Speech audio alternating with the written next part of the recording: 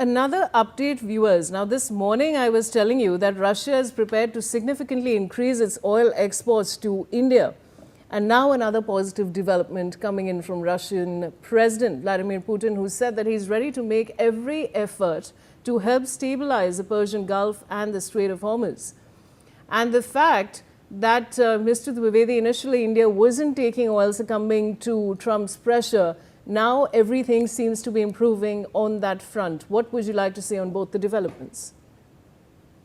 I personally feel I would like to accept very humbly that since 1971, India and Russia and Soviet Union, they have been more than allies with each other. And the 1971's Treaty of Cooperation, Friendship and Collaboration really cemented the good visages and the good panoplies, political and diplomatic panoplies of Moscow and New Delhi. Since then, and we need to look into how much of a support, because we are not talking about United Nations negotiation phases now. How much of a support did Iran give to India, and how much of a support Kremlin gave to India in the context of the Kashmir issue, actually.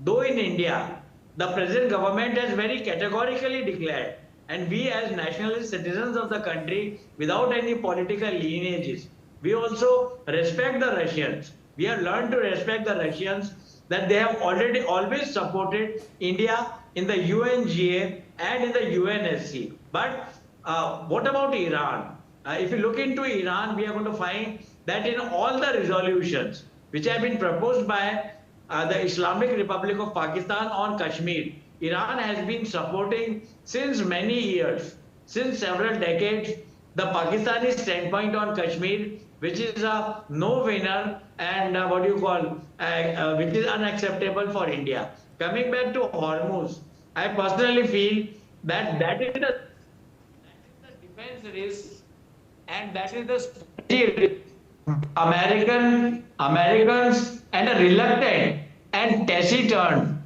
coalition of the willing has to undertake, where the Strait of Hormuz needs to be cleared at whatever cost, so that this maritime blackmail, which has been heralded by Tehran, that can be stopped.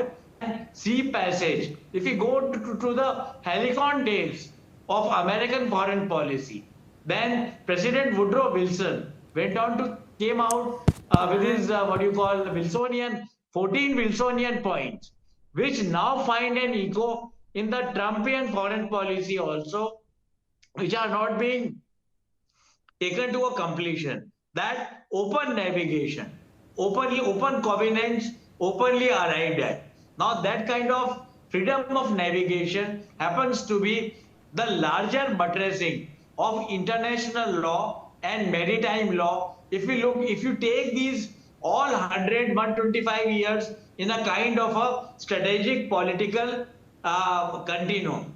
So going by that, Mr. Dwivedi, I'll have to interrupt you because we're getting some breaking inputs here, but thank